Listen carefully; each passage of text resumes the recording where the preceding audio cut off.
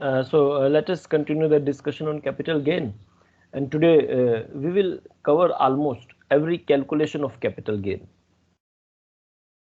So today I will discuss with you the concept of indexation. Now we have discussed each and everything which is relevant to compute short-term capital gain or short-term capital loss. Everything we have discussed. What we have discussed, again you must revise it, because in every class in the beginning I want to make sure that you know these concepts or you remember these concepts in detail. That is why I make the revision of that flowchart in every lecture. So till short-term capital gain or short-term capital loss computation, each and everything now we have in our hands. Section 45 to clause 14 to clause 47 and section 47. These three things first.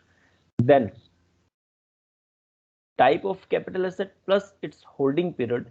It gives me what type of asset is this, long term or short term. Then I will apply mode of calculation, section 48. For this I must be having actual cost of acquisition of the asset. If I don't have directly actual cost of acquisition of the asset, then I will apply section 49 and I will compute the actual cost of acquisition of the asset to the SSA.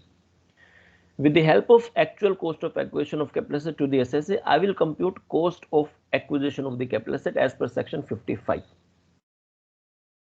I will compute cost of improvement of the capital asset as per section 55. And with the help of these information or these figures, cost of acquisition, cost of improvement, I can easily compute short-term capital gain or short-term capital loss. So till computation of short-term capital loss or short-term capital gain, we have discussed each and everything which is required.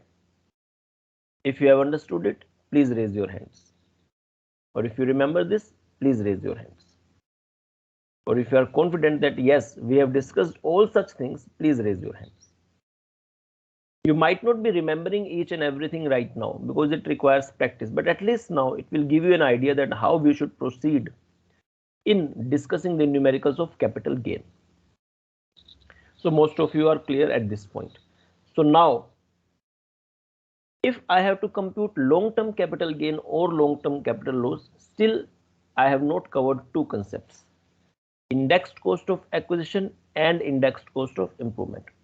But it is very easy. The only effort which is required is in calculation of cost of acquisition. Once you have cost of acquisition, you can simply convert it into indexed cost of acquisition by a simple formula. Similarly, the effort required is in determining the cost of improvement. Once you have cost of improvement, just with one formula I will convert this cost of improvement into indexed cost of improvement.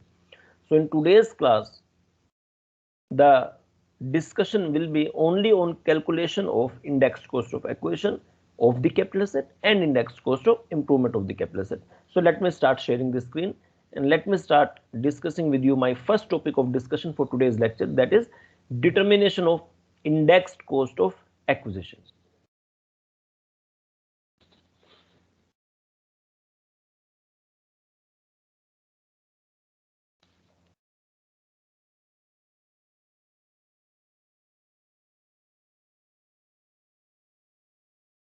So let me give it heading number 12.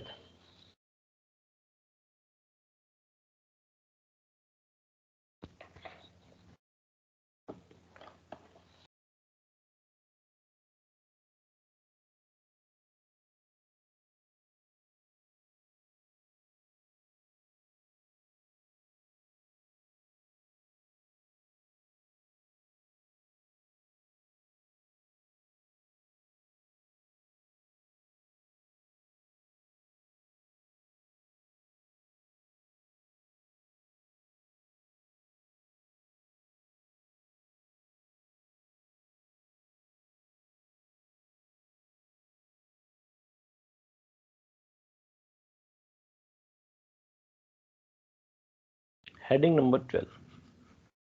How to determine indexed cost of acquisition.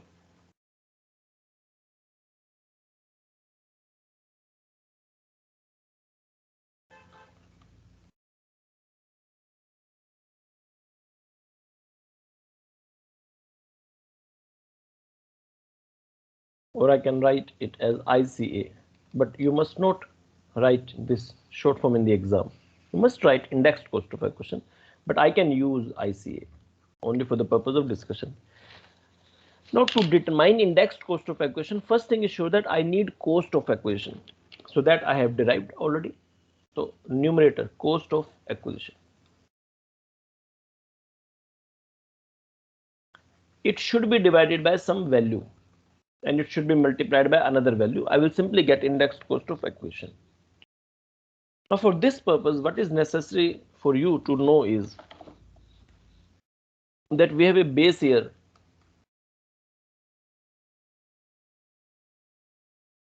2001-2. If I say 1-2, that means the starting date is what? Can you tell me the starting date? 1st April 2001. This is the starting date. Now because of inflation, because cost of living rises, the item which I could have purchased, with 100 rupees 25 years ago, with the same 100 rupees, I cannot purchase the same quantity of that item right now. Is it clear or not?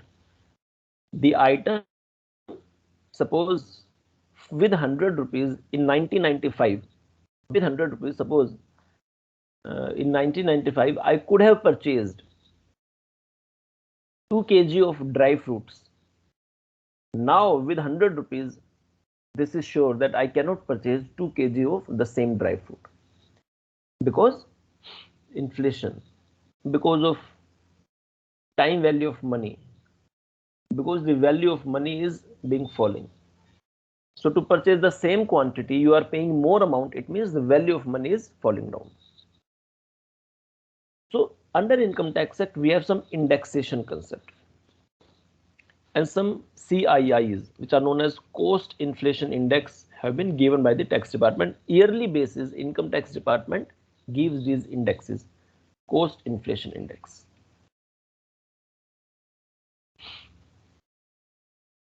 It helps you, or what is indexation? Indexation basically helps you in converting,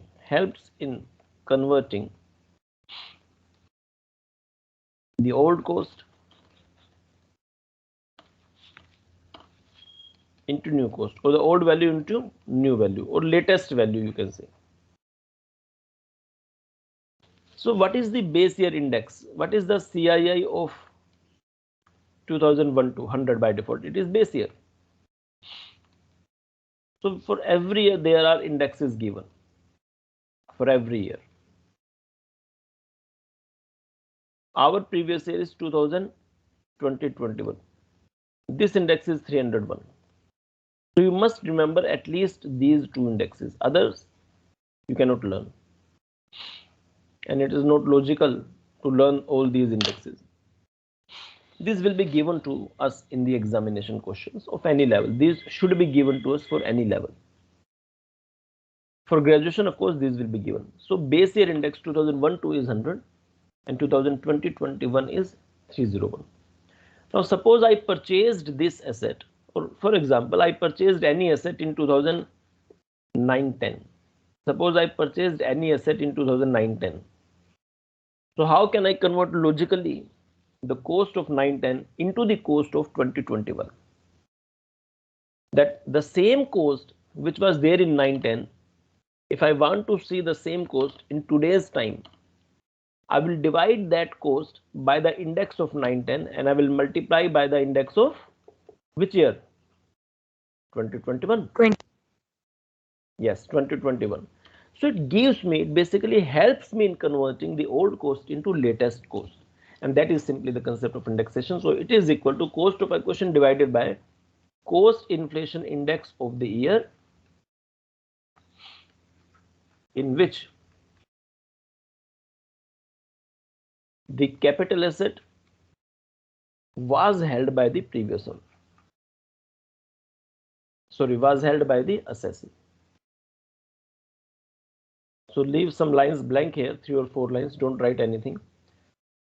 Multiplied by cost inflation index of the year in which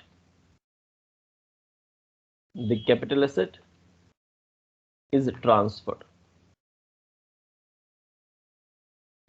That's it. Please raise your hand if this formula is logically clear to you. Please raise your hands.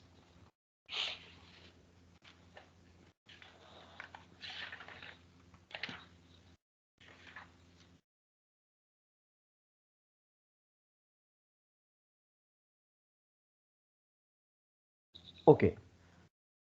But now if I ask some questions from you, let me see whether you can give me the correct answer or not. These are some discussion points only.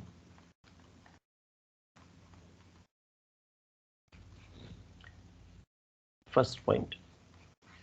Suppose I purchased any asset in 2006-7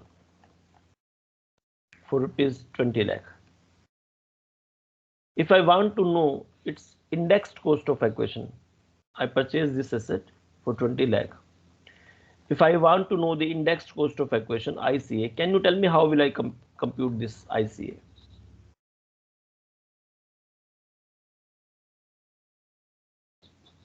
Can you tell me how?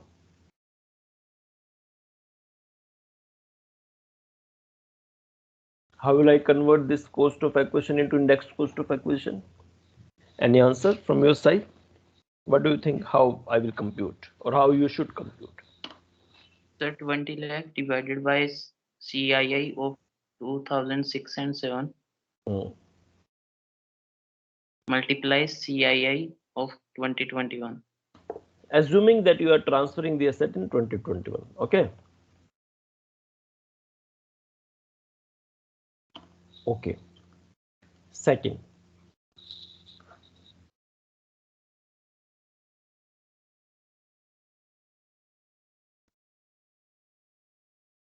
Mr. X purchased a house property in 2002, 2-3 and gifted to Mr. Y. Gifted, not purchased. Now Y has no purchase. Y got it gift in 2012-13. Y finally sold it in previous year 2021. He purchased this for rupees 20,000. 20,000. Oh, sorry, 2 lakh. Make it 2 lakh. Can you tell me now how will I compute indexed cost of acquisition? Anyone who can tell me now how indexed cost of acquisition has been computed here or will be computed?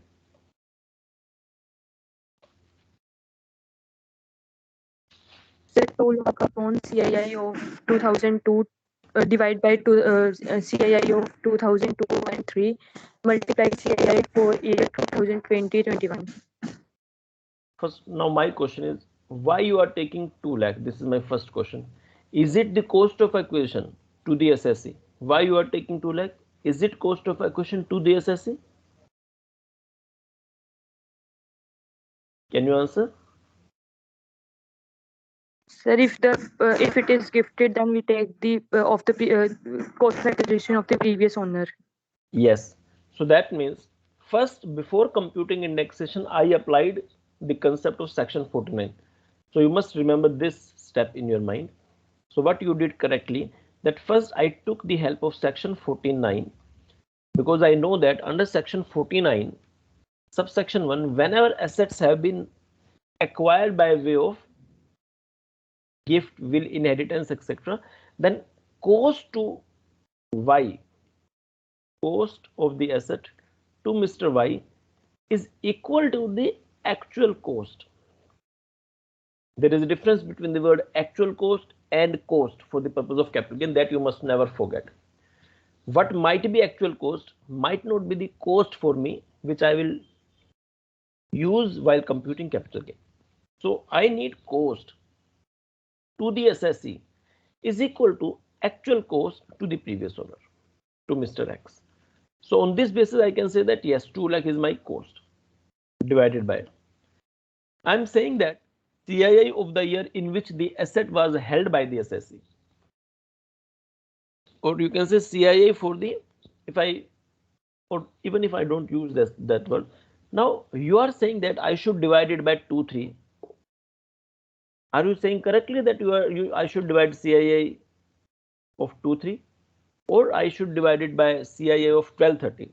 What do you think? Hurry up, what do you think? Anyone who can think in this direction, whether I should divide this 2 lakh by CII of 2, 3 or by 2012, 13?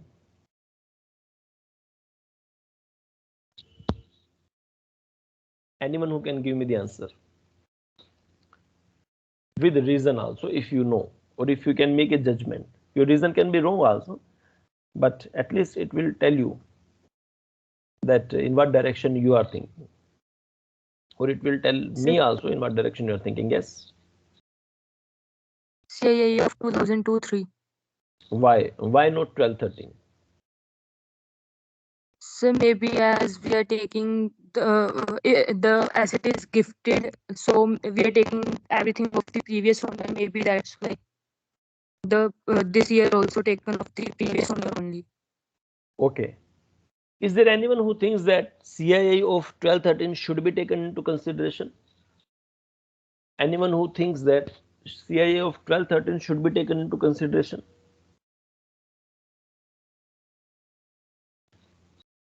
Okay, please raise your hands. How many of you think that CII of 2, 3 is to be taken into consideration? How many of you think that CII of 2, 3 is to be taken into consideration?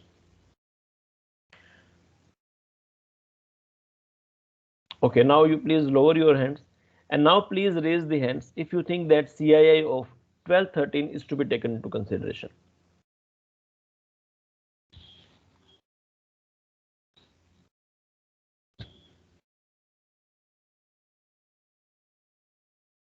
Okay, Arshita, can you try to give some reason on what basis you think that CII of 12, 13 should be taken into consideration?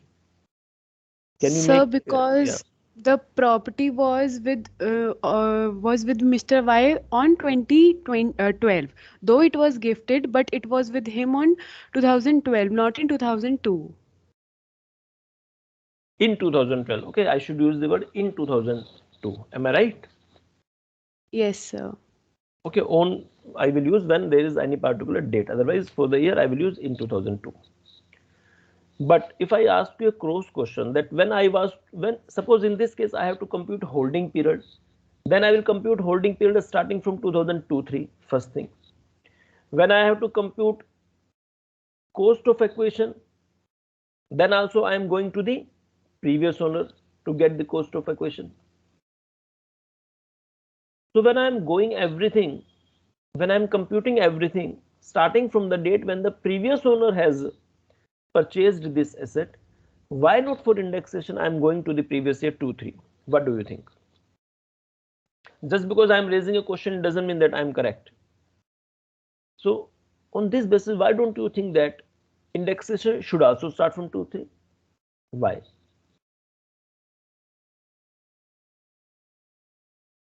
Can you think in this direction? Sir, can I try? Yeah. Sir, according to me that we can choose both method. Like you said that we have to take holding period from the 2002 and cost also from 2002 to 3. So there is one possibility that we can choose also the index from 2002 to 3. But as we also that the property is held by the SSC in 2012 and 13. So we can also we have to another possibility that we can choose the indexation of 12, 13. Yes, so both the answers are correct. Both the answers are correct in this case. If I am dividing it by index of 2, 3, that is also correct. And if I divide it by index of 12, 13, that is also correct. Why?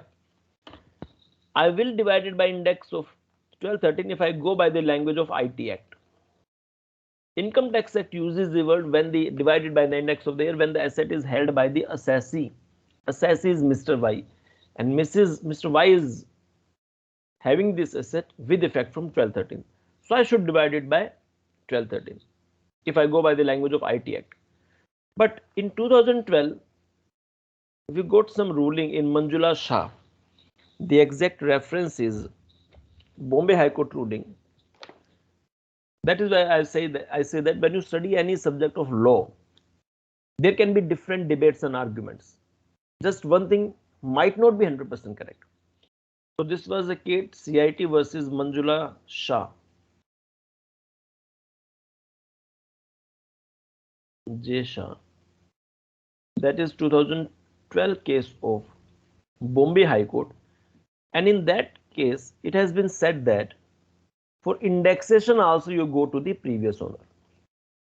When for everything you are going to the previous owner, the more logical point is that for doing indexation also you divide it by the index when the asset was held by the previous owner. This is what this Bombay High Court has decided.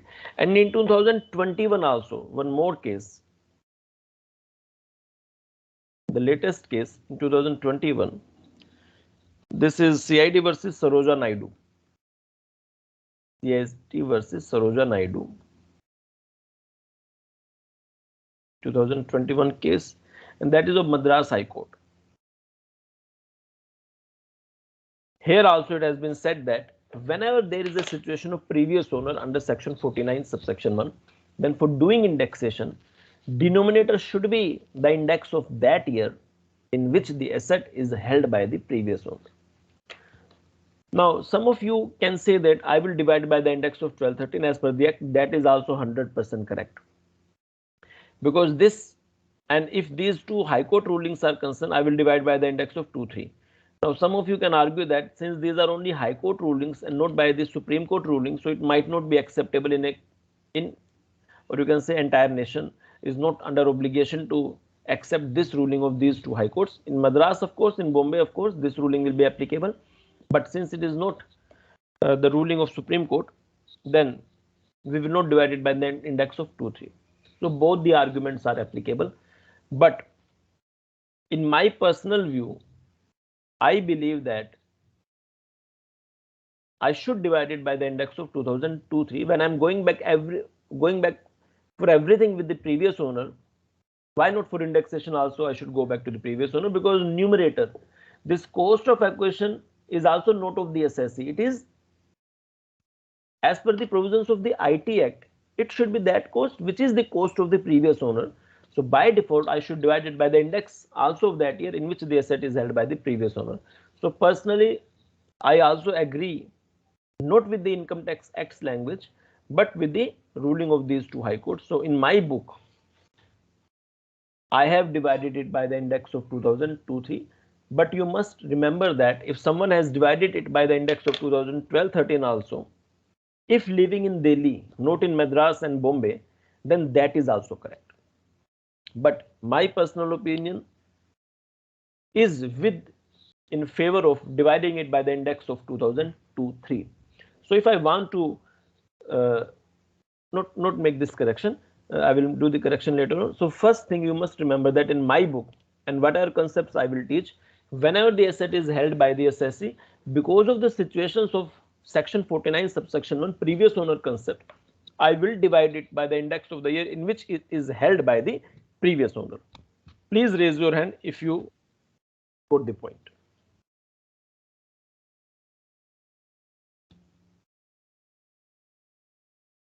Excuse me, sir. Sir, should we have to write both the answer in exam? नहीं, कोई भी एक answer आप करेंगे, but it's my advice that you should go by 2002-3. It's my advice that you should go by 2-3, but you should give this information to the examiner that under Income Tax Act, the language used is asset is held by the assessee. But as per these two court rulings, it has been mentioned that in these situations where assessee became the owner because of circumstances mentioned in section 49 subsection 1, then we should divide it by the index of the year in which it is held by the previous owner. These 3 or 4 lines you should mention to the examiner so that he know that you know the concept. He get to know that you know the concept. Okay, sir. Got it. Thank you, sir. Okay, but personally, I am also in favor of 2002-3 index in this case, and not with the index of 2012-13. Now you tell me third example.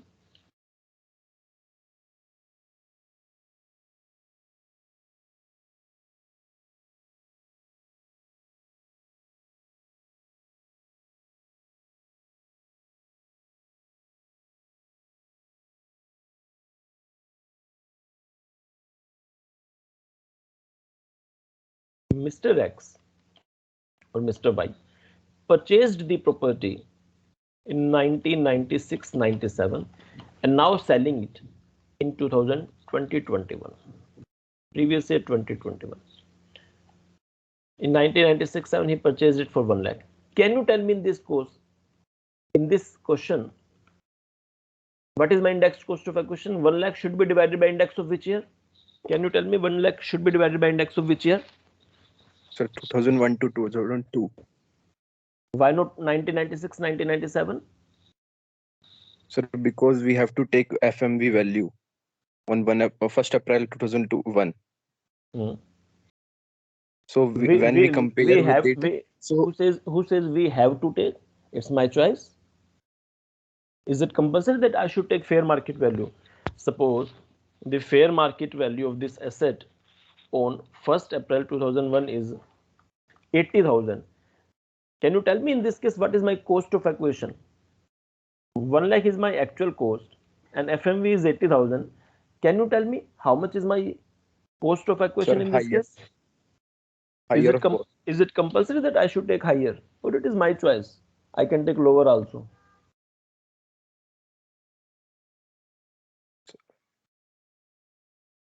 Anyone who can tell me the answer? In this case, what is my, ignore indexed cost, what is my cost of acquisition? Sir, it is our choice. Yes, it is my choice. If I want to take actual cost, I can take actual cost. And if I want to make a comparison, then I can do the comparison, but it's my choice. It is not the obligation that I should take the higher value. Logically, I should take the higher value, but you should not say that it is my compulsion. I am under no compulsion. It is my discretion. What value I want to take? Do I want to take fair market value or not? It is my choice. Okay, Prem, is it clear? Yes, sir. But yes, logically, as a rational person, I should go with higher value. Okay, I have gone to the higher value. Or let us suppose that I want to take 80,000. Let us suppose that I want to take 80,000. In this case, with what index I will divide? Can you throw some light? 1962, sir. 97. But do you have the index of 96 to 97? No, sir. Then what? So that is why whatever your numerator is, 1,80,000 or what, doesn't matter. Whenever the asset has been acquired before 1st April 2001, by default, the denominator can be what? CII of which year? 2001-2, because we don't have the indexation. CII is available before this date, and this is the base year. All the acquisitions before 1st April 2001 are by default assumed as the acquisition done on 1st April 2001. With this, you divide it by the index of 2001-2. That's it. So I can simply make some amendment in this formula. I can say that cost inflation index of the year in which the asset was held by the SSC, or can you tell me what I should write? CII of which year? 2001-2, whichever is what? Can you tell me whichever is what? What logically I should write the word whichever is? Earlier. Earlier, nahi, later. Sorry, later. Yes, sir. Later. Because if I have purchased the asset in 2013-14, I will take 2013-14 index.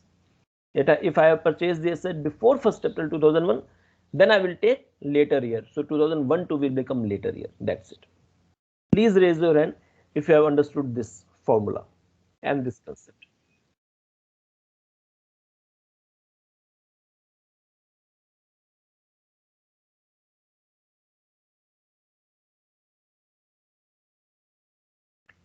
Okay.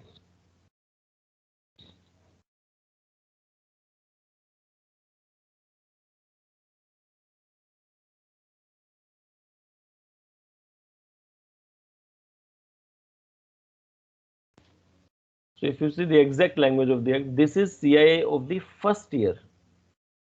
Exact language is CII of the first year in which the capital asset was held by the assessee, or CII of previous year 2001 to whichever is later. But even if I add first year, it does not make any difference.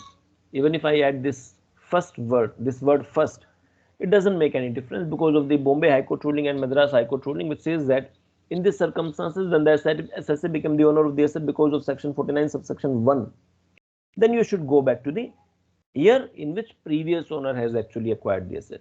With this, my indexed cost of acquisition is over. Next point, indexed cost of improvement. That is very simple. Heading number 13, indexed cost of improvement.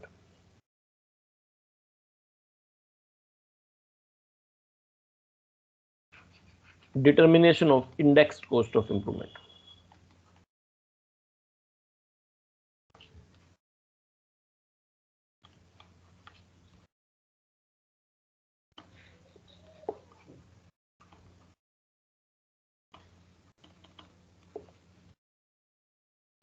Now that is very simple. In this case, one thing is sure, if you remember, while determining cost of improvement, can you tell me which improvement I always ignore? While determining cost of improvement, which improvements I always ignored? Sir, before 1st April 2001.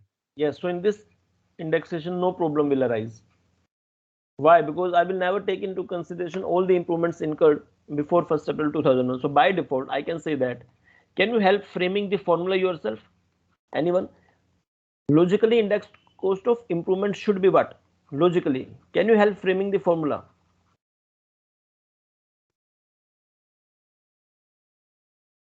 Hurry up. Anyone who can think logically? Cost of improvement Sir, divided by what? by the CII of in a year which improvement has made. Yes, 100% correct. In which improvement has taken place. That's it. So by default, all the improvements are those improvements which are incurred on or after 1st April 2002. So I will never use the index of 2001 to until and unless improvement has been incurred in 1 2. So there is no need to make a comparison actual year or 1 2, whichever is later. By default, simply divided by the index of the year in which improvement has taken place, multiplied by CII of the year in which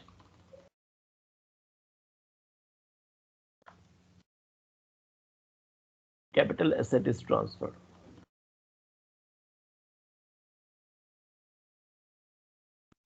Please raise your hand if indexed cost of improvement is also clear.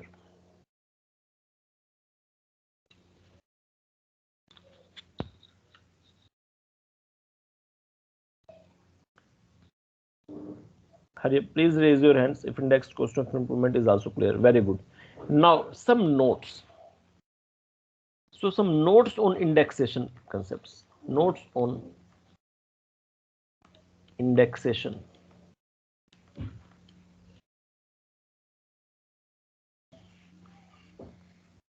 First point, no indexation is allowed in case of bonds and debentures, even if these are long term.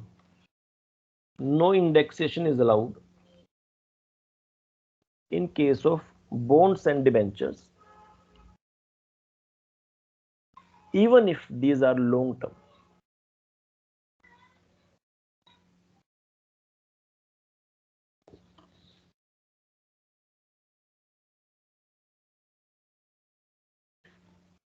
See, whenever the assets are short term, one thing is sure, I will never do indexation.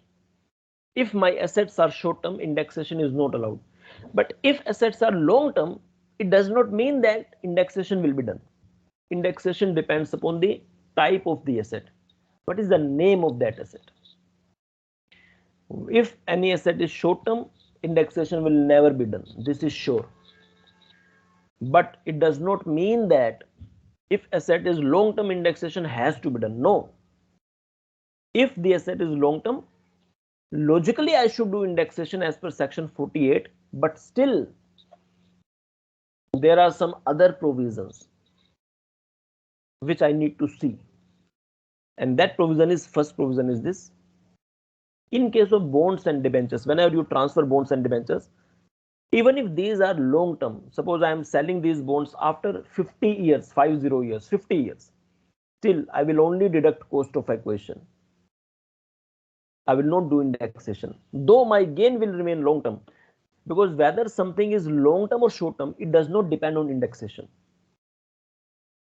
Do remember one point, whether my asset, so what I want to explain here in the next thing, let me tell you this point, just a small discussion. First point, whether my asset is long term or short term, it does not depend whether I've done indexation or not. No, indexation has no role to play in determining whether the asset is long term or short term. Can you tell me what will help in determining whether the asset is long term or short term? Can you tell me? Sir, period Type. of holding. No, not only period of holding, name of the asset plus period of holding. Yes. These two things combined.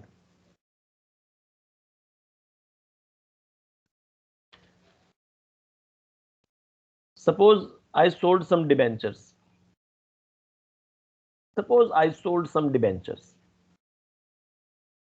I have seen this calculation that sale value 50 lakh less cost of acquisition 20 lakh,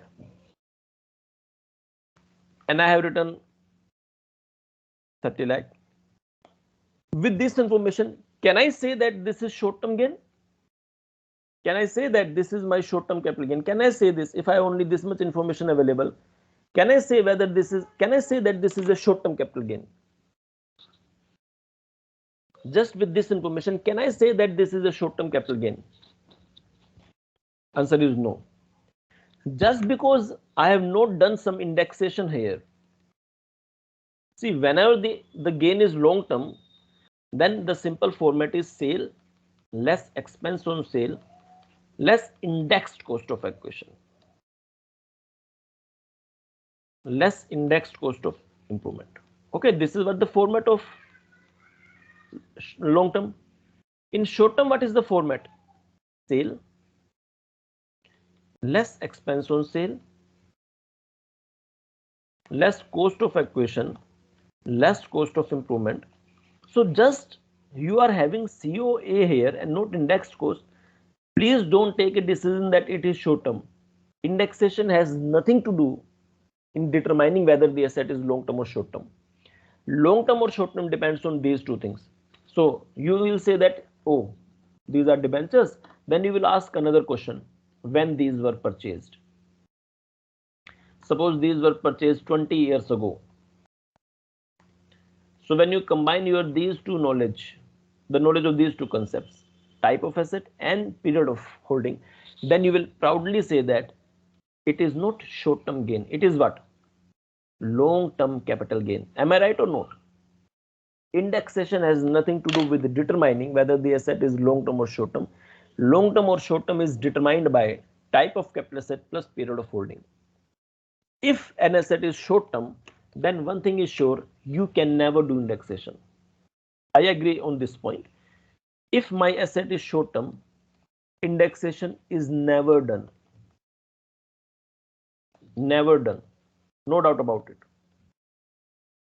But if asset is long term, it does not mean that indexation is always done. That is also wrong. If long term, it does not mean that indexation always done. No. Don't carry this thing in your mind.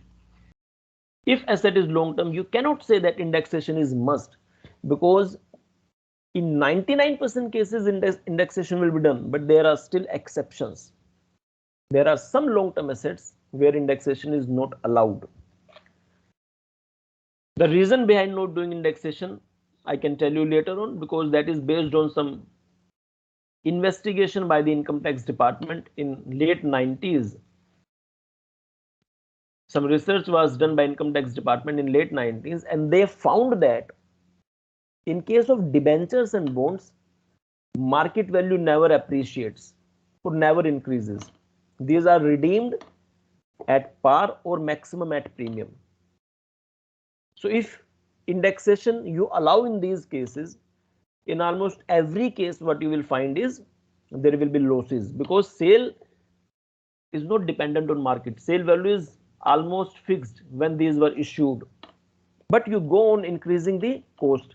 So by default you are always getting loss, long term cap loss. In most of the cases, income tax department research found that in case of sale of debentures and bonds, there are only losses, never profits. And then they searched the reason and they found that the sale value of debentures doesn't depend on market. So if you allow indexation, what you are doing, your sale is already fixed, but you go on increasing the cost. That is why in late 90s they restricted, or they came out with this point that indexation will not be allowed in case of debentures and bonds. Is this point clear? That whether indexation is done or not, it depends on the type of the asset. So even if in case of bonds and debentures my assets might be long term, but I cannot do indexation. If it is clear, please raise your hands.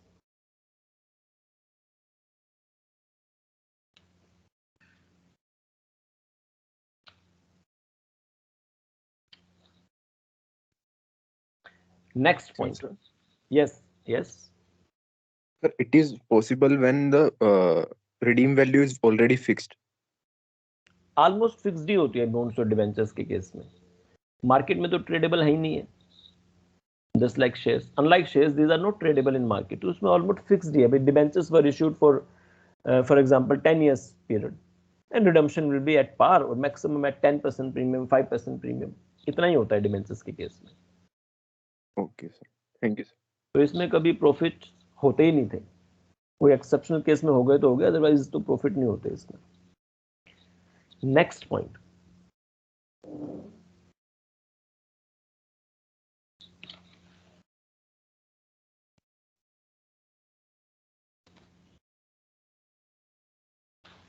Second point,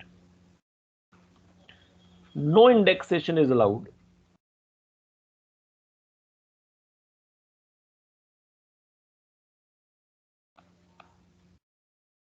in case of those long-term assets which are covered under section 112A.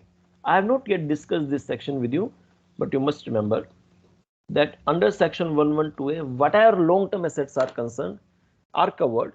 You will not do indexation of those long-term assets. This is my second exception. That's it.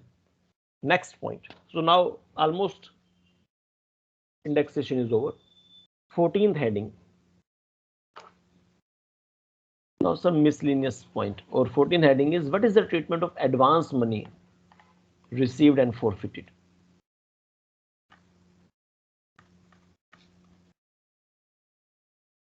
So many times what you see in case of properties,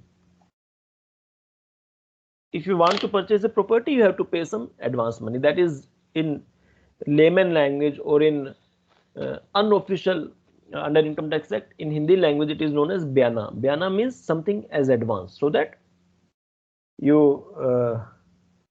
fix a deal. Marriage में भी होता है ये normally. At the time of marriage you do रोका ceremony.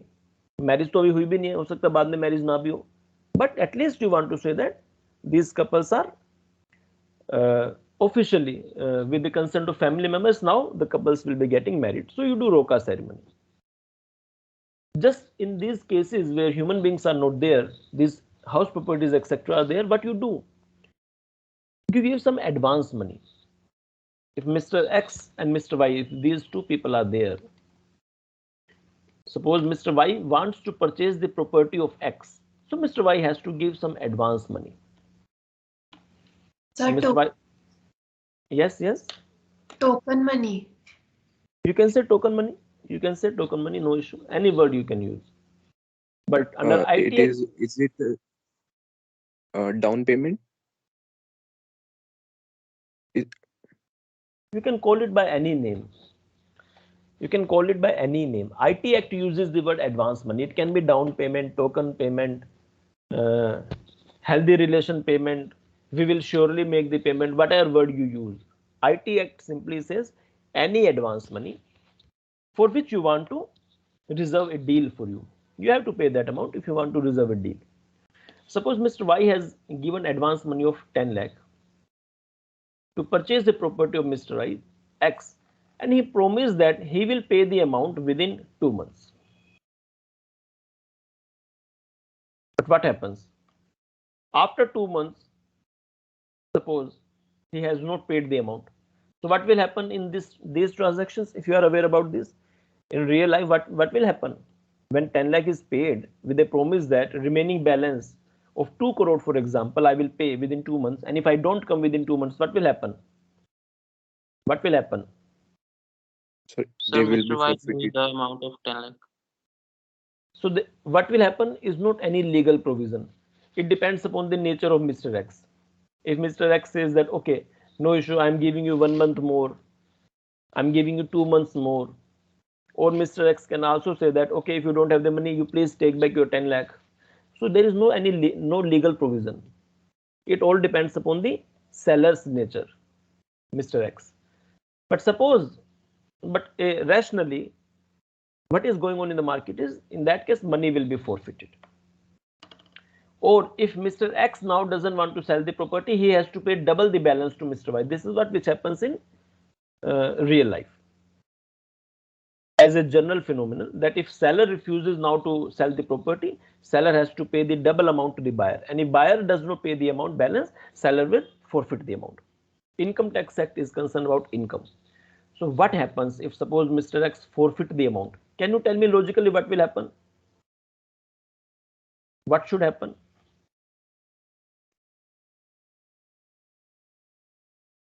Act says, as per section 51 of the IT Act, it says that amount forfeited in this case is taxable as income from other sources. That's it. It has no relationship with capital gain. It's a flat income. Amount forfeited by the assessee is taxable under the head IFOS. But till 31st March 2014, the provisions were different. Till 31st March 14, for the same cases, what was happening was amount forfeited by the assessee till 31st March 14, what was happening till 31st March 14, amount forfeited by the assessee was deducted from the cost of acquisition. It was not taxed separately as IFOS. Till this date, my numerator cost of acquisition was reduced. So ultimately, when you reduce my cost of acquisition, by default my capital gain rises. So effect till 31st March 2014 for this advance forfeited amount was directly on my income under the head capital gain, because if you reduce my cost of acquisition, my capital gain rises. But it was illogical. Why logical? For this I need to tell you indexation concept also, that you can think, you need to think yourself also, that why it was logical till 31st March 14. Now it is more logical. Flat amount which has been forfeited, you directly tax it as income from other sources. That's it. Please raise your hands if this point is clear, otherwise you ask me the doubt. Next point, I will take 5 to 10 minutes more. Next point.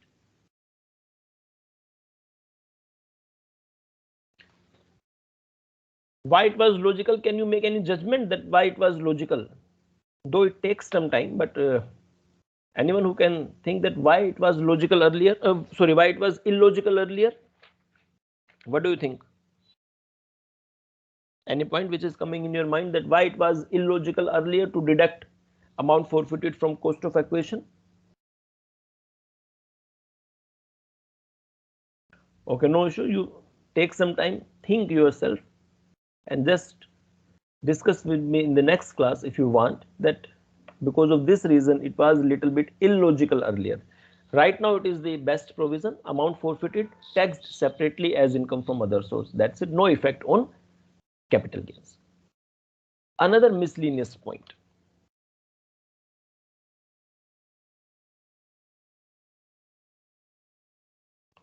After this, our 40 to 50% chapter is over, still 50% is left. But technical concepts are over. 15th point. 15th point is basically to curb the practice of black money, which is in immovable properties sale.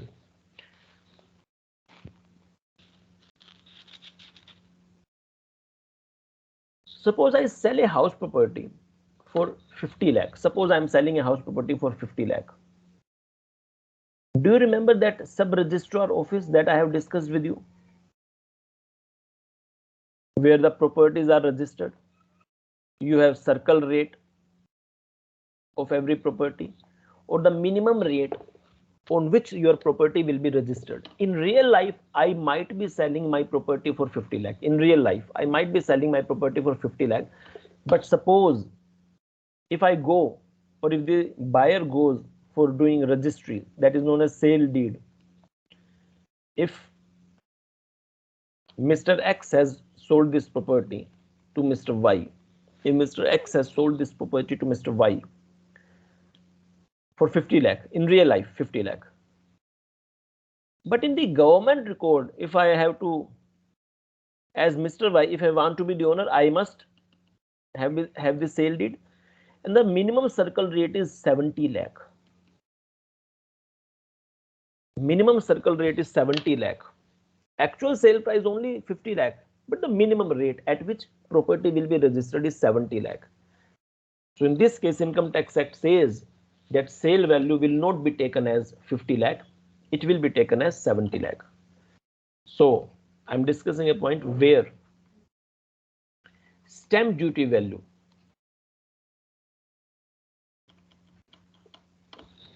will be taken as sale value.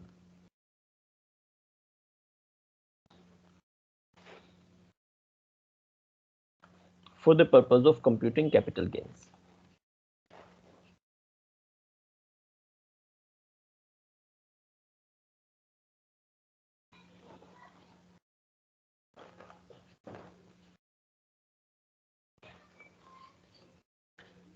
In some cases, your actual sale value will not be taken as sale value for the purpose of computing capital gain.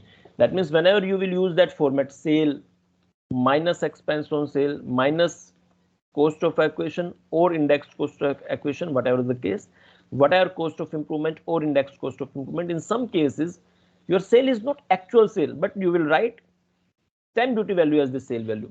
What is that case? Now, so many times there can be real fluctuations also, or there can be real differences also, that if the actual sale value is 50 lakh, my stamp duty value can be 50 lakh 40,000.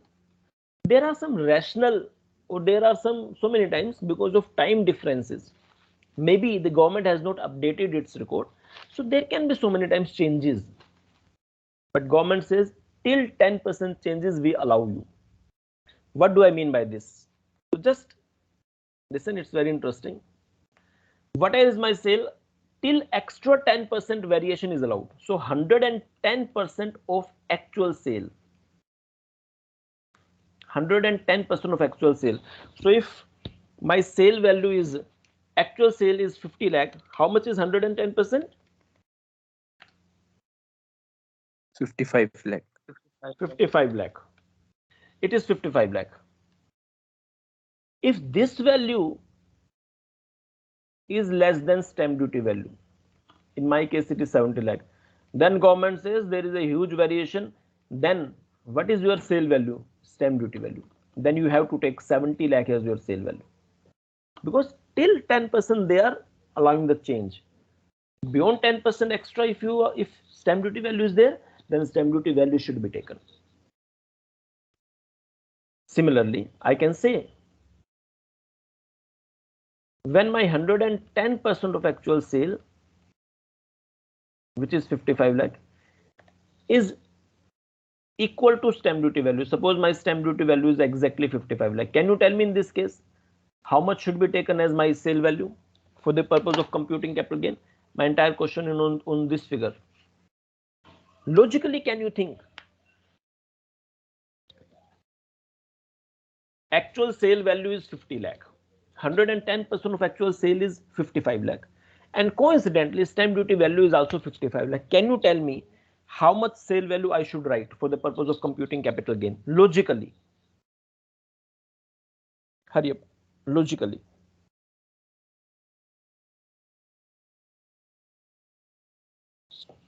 Anyone who can think logically, how much sale value I should take for the purpose of computing capital gain? Any answer? Actual sale is the correct sale. Then government says no problem. Your actual sale is correct, like 50 lakh you take. It's genuine. And similarly, if 110% of actual sale is less than stamp duty value, sorry, is more than stamp duty value. Suppose stamp duty value is only 51 lakh. 110% of actual sale, 55 lakh is much more than 51 lakh. Then logically, can you think how much sale I should take for the purpose of computing capital gain?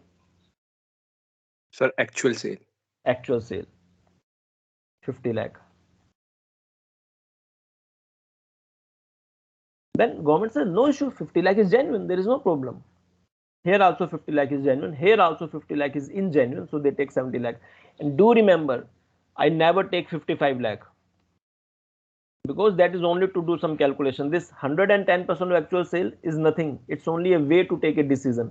It's only a figure which will help me in taking a decision. In reality, 110% is nothing. Either you have stamp duty or you have actual sale. 110% is nothing. So you will never take 110%. You only take a decision on the basis of this 110%. In reality, 110% of actual sale doesn't exist. It's only some percentage. Last year it was 105%. This year it is 110%. Tomorrow it might change. So 110% of actual sale is nothing. It only helps you in taking a decision whether you will take actual sale or you will take what? Stamp duty. That's it. The only decision lies in these two figures. To arrive at this decision, I compute this value 110% of actual sale, but I never take 110% of actual sale for the purpose of computing capital gain. That's it. With this, almost technical or confusing concepts have been covered. In the next class, I will start with exemptions, which are one of the most important topic of capital gain. Just like in salary, we had deductions under section 16. In house property, we had deductions under section 24. In capital gain also, we have discussed deductions. Expense on sale, cost of acquisition, cost of improvement. These are nothing but deductions. After this, when you have arrived at the income of capital gain, then we will start with exemptions. There are some sections which will exempt my capital gain. So that's all for today. If you have any doubt, you can stay. Rest can leave. Goodbye.